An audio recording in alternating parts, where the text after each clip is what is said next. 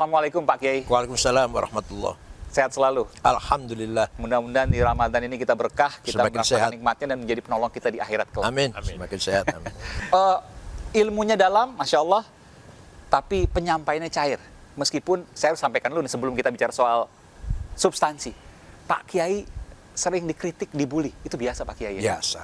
Nggak ada rasa. Saya kan Ustadz Kiai besar, Ketua Selama PBNU. yang memuji dan mengkritik masa-masa manusia, ngapain kita terpengaruh? Yang muji saya dan terima kasih sama dengan saya kok. Makan ikan asin, sambal terasi, dan kalau sudah kenyang lari ke WC. Sama kan? Ya sudah, nggak usah terpengaruh. Jadi dalam nggak pernah dikatakan, likai la ta'saw ala ma fatakum wa la tafrahu bima atakum. Kamu dibully tidak usah gelisah, kamu dipuji tidak usah bangga. Quran sudah. Yang penting manfaat yang bisa kita Iya, berikan. iya. Kalau ada perbedaan pemahaman dan lain sebagainya, Hal yang wajar, hal yang wajar. sangat wajar. Kita percaya Gimana bahwa batasannya? Allah itu ada. Oke. Nah, pemahaman Allah itu ada, itu berbeda. Pemahaman, penjelasan bahwa Allah itu ada, itu yang berbeda. Malaikat itu ada. Muhammad itu nabi, rasul. Muhammad itu kita percaya itu nggak berubah, Iya, iya. berbeda.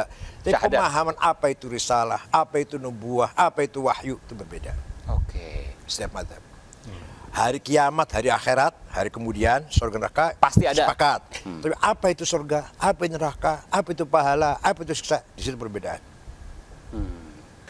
Tadi saya diskusi sama Mas Aiman, sama Mas Latif. Ini ada suatu hal yang menarik. Kita itu kan dilahirkan pasti berbeda-beda. Genetiknya berbeda-beda, Betul. kecerdasannya beda-beda, lingkungannya juga berbeda-beda. Iya. Kita berasal dari keluarga yang berbeda. Nah, kalau bicara konsep kaitannya dengan Tuhan, nah, saya teringat surat Al-Insan ayat ketiga, Inna hadaina husabila imma syakira wa imma kafur. Sesungguhnya kami memberikan petunjuk kepadanya, kepada manusia. Ada yang bersyukur, ada yang kufur. Nah, pertanyaan saya adalah gini, karena kita backgroundnya beda-beda, gimana Tuhan itu akan memberikan petunjuk kepada individu yang beda-beda? Kan latar belakang orang tuanya, agamanya beda-beda. Terus ada yang ateis juga. Gitu. Gimana Allah memberikan petunjuk pada setiap jiwa manusia itu, Pak Kiai? Sebelum bicara itu, makna kufur dulu diartikan apa kufur itu.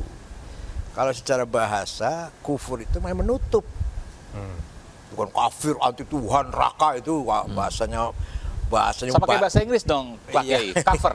Cover iya lah ya, cover, ya betul itu. Kufur itu menutup. Cover, Asal mulanya petani nanam biji terus ditimbun. Ditimbun. Itu namanya kafaro. Kafaro. Oke. Itu namanya kafaro namanya. Oke. Jadi orang yang masih ragu dengan kebenaran itu Iya. masih tertutup hatinya. Tunggu, ini menarik, ini menarik. Ini bahasa yang sering nanti akan mungkin Ya, kita terdengar ya, di pemilu ya, juga nanti ya. nih mungkin. Betul ya Pak Kiai ya? Kufur, kafaro, kafir. Nah, Boleh dijelaskan? jadi kafir itu orang yang dirinya tertutup dari kebenaran. Kebenaran dalam arti kebenaran universal. Dia punya kebenaran. Tapi masih relatif kebenarannya diyakini oleh seorang ini, si A misalkan, Ya. kafir. Terusnya orang itu masih tertutup dengan kebenaran yang universal. Dia punya kebenaran dong, dia punya keyakinan yang dianggap benar, tapi kebenaran yang dia yakini masih relatif, nisbi. Kenapa tadi syukur didekatkan dengan kufur? Karena Syukur itu orang dekat bersyukur, kepada Allah, orang syukur kufur itu berarti apakah orang artinya yang- kemudian jauh dari Allah? Orang syukur orang yang sudah sadar, sadar dengan dirinya, sadar dengan Tuhannya, sadar dengan hakikat kehidupan lah, sadar betul orang bersyukur itu. Tapi kalau orang yang masih kafir, orang yang masih tertutup dari kesadaran itu, Ya. Oke. sehingga tidak mampu bersyukur. Oke. Balik lagi ke pertanyaan Ya. saya tadi. Gimana setiap orang itu akan menemukan Tuhannya? Nah, jadi Tuhan itu, Allah itu, kita terutama kita orang Islam ya, Ya. Allah itu zat yang absolute, the absolute one existence without relation. Kalau bahasa Arab, az-zatul mutlaqah al-mujarradah an idhofah. Zat satu tunggal absolut, tidak punya relasi. Tidak punya relasi, tanpa relasi. Tidak bergantung maksudnya? Tidak relasi, hubungan. Ah. Tidak ada hubungan. Maksudnya apa itu? Dengan apapun. Oke. Nggak punya relasi dengan apapun. Artikulasi juga nggak ada, artikulasinya, zatnya. Kemudian, dan ini bahasa kemudian itu saya ini. Di sananya nggak ada kemudian. Di Solonya nggak ada kemudian. Kemudian Tuhan ingin mengetahui dirinya. ketika dia masih tunggal, dia pun nggak tahu dengan dirinya. Sebentar, jangan kaget dulu ini. Orang nggak tahu gitu. Ini bisa dibully lagi nanti. karena cuma satu. Karena cuma tauhid tunggal. Iya. Setelah dia ingin diketahui, ada dua. Ada yang mengetahui, ada yang diketahui. Makanya awal tadi Tuhan tidak tahu tentang dirinya. Dia pun tidak tahu siapa dirinya. Masih tunggal tenanan, apa masih tunggal betul-betul. Betul-betulan. The absolute one tadi. Ya. Nah, setelah dia ingin tahu, nah ini kata-kata setelah ini sekarang saya di sana nggak ada setelah. Setelah dia ingin tahu siapa dirinya, ada dua, yang tahu dan yang diketahui. Tapi terus mohon maaf Pak Kiai, saya potong. Ya. Bukankah Tuhan itu maha tahu? Kok sempat tidak tahu? Makanya sempat itu kan kata zaman. Di sana nggak ada zaman, nggak ada masa. Hanya kita menceritakannya dulu. Oke. Kita menceritakan ada zaman. Oke. Makanya saya menggunakan kata kemudian, selanjutnya itu kak saya sendiri. cerita. Ya. Di sononya nggak ada. Bahasa Hakikatnya manusia nggak ada. gitu Nah, ya. bahasa manusia.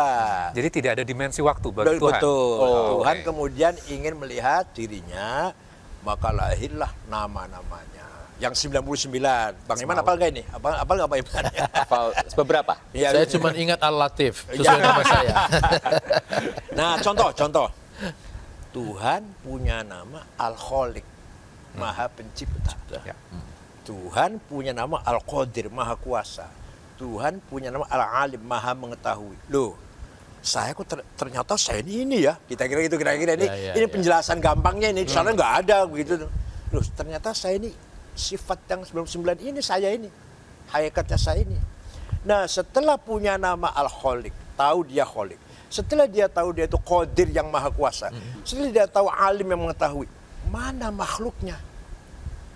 Tidak sekali-kali namanya Al-Khaliq yang menciptakan. Mana dong ciptaannya?